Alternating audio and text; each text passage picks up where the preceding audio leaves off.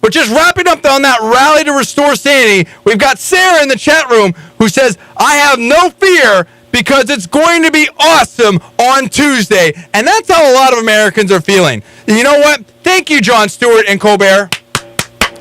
Thank you so much for having this rally to restore sanity, because we agree with you. On Tuesday, the voters are going to restore sanity. A little bit of sanity. We still need a lot more, but we're going to restore a little bit of sanity to the country by electing Republicans. And mark my words right now, JDV listening audience and conservative new media listening audience, as you know, you got to hit YouTube and get in all the cool stuff from conservative new media. We're blowing up, and I can report that. We'll report it next week. We don't have time for it right now, but this is our biggest month ever, and I love that. We're talking over Yay! Thank you, Dave. I know we've been working hard. You know, Dave's been putting up some stuff for us. We've been doing stuff. Paul's been doing stuff. We've been killing it. We're talking about 1.3 million hits and just accelerating. I mean, we're blowing doors on everybody right now. We're constantly ranked as one of the top reporters, one of the most viewed channels in the world in our category. And really,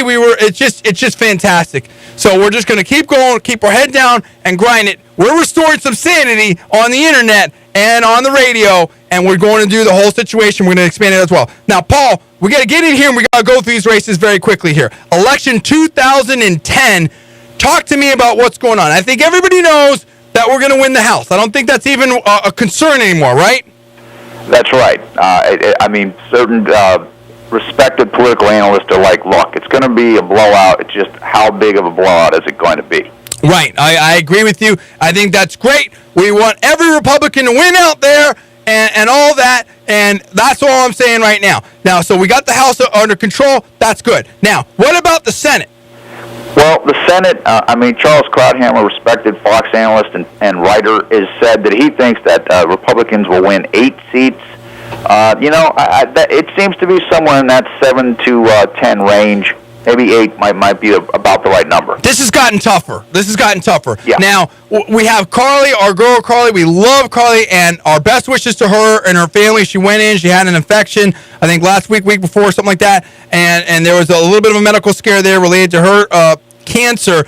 It looks like everything's cool and okay, and we thank you for that. Praise God for that and all that. So that's cool, and we know Carly's tough, and she's out there campaigning and doing all the situations out there. Now, man, I want to know these races right now. Let's just go through it very quickly, because I want to talk about Meg Whitman. I want to talk about some of those other things here very quickly.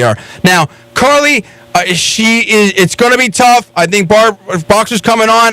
I think it's going to be a hard one for Carly, but I'm not giving up hope, because I know she can really rally if she does what we told her to do on the air. We're not working with her campaign or anything like that. It was just an open letter, so hopefully they listen, or someone over there listen, and they're doing some of the things. So, because she's in a tough situation there.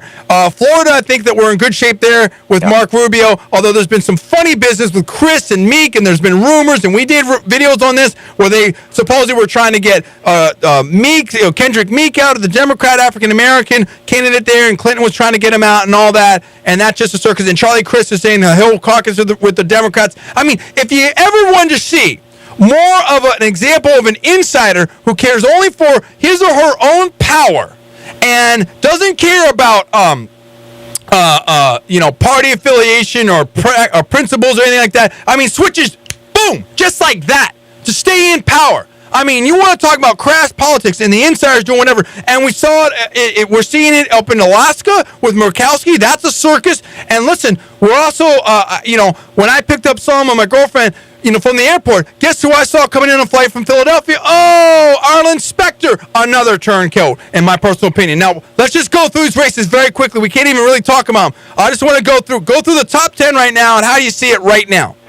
Okay, California, I agree with you. The last poll brought Boxer down a little bit, but she's showing right now an average of a 5.5% lead. Looks good for her. Okay. Now, what about, we think that Marco Rubio is going to win in Florida. We think Rand Paul's got it in Kentucky.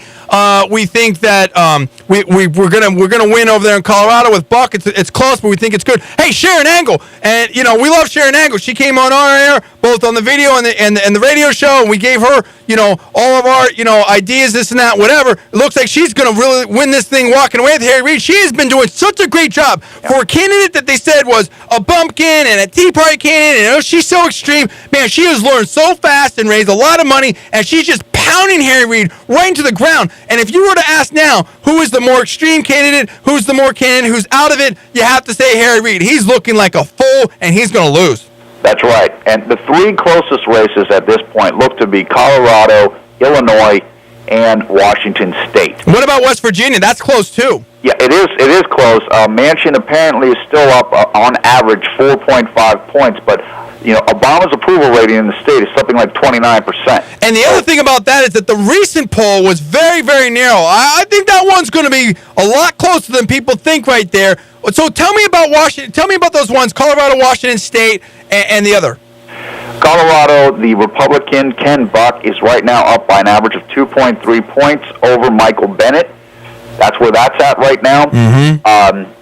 Washington State Democrat Patty Murray is apparently up by 1.5 points on Dino Rossi, but Rossi's been closing. Okay, good. That we like Rossi. To be the closest numerical one right now in terms of data. And in Illinois, you've got Kirk against Obama's guy Giannulli. Wow. And that's a toss-up. That is a toss-up. Look, man, and we know about the political machines and some of the funny business allegedly in Washington and Illinois. But I like Kirk. I think he's going to do something there. Patty Murray, I think, is very weak, too. I'm not so sure about her. So you add it all together. I see +8 right now. But, it's tough. It's tough. I see +8. I don't know that I hope we get it done here in California. I really hope Carly wins. That's all I know. All right, let's move on. So House we're going to win the House. We think that we're going to win at least 7 or 8 Senate seats. I think it's going to be close to get the others, but I don't discount a final wave coming through and us getting those 10. And also, we can go talk to Ben. We can all talk to Ben Nelson, I believe, and Joe Lieberman in the caucus with us too. So we might be able to figure out a way to get the Senate one way or the other. That's exciting. Now, what happened with this Meg situation in California? This thing is shipwrecked. We said it before. We didn't have enough time to talk about it earlier. We have a few minutes now. I just think it's going to be really, really hard for her to win. She spent $160 million of her own money. I think she's super smart, but she just ran a really bad campaign, and she basically got punked by the insiders, Mike Murphy, the others that ran that campaign. She listened to them, and they put her in the rocks. Yeah, look, Meg spent over $220 million on this campaign, and you have this election season, which is tilting heavily Republican, the dissatisfaction with Obama and the Democrats. What happened to Meg was she was running kind of a Hillary Clinton inevitable campaign. Right. And then they hit her with the nanny gate, and then she didn't do that well in the debates, and it's like she hasn't recovered one bit. Well, I can tell I've been on the ground, and I work with a lot of campaigns, and I do a lot of different stuff, whatever like that, and very close to it. And the thing is this thing started well before the debate.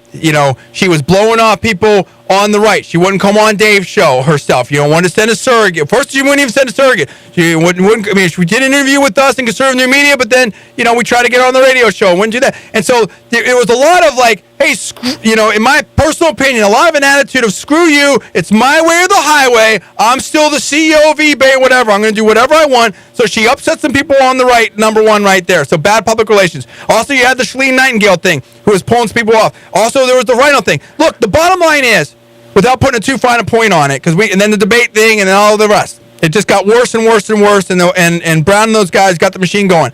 It's like this.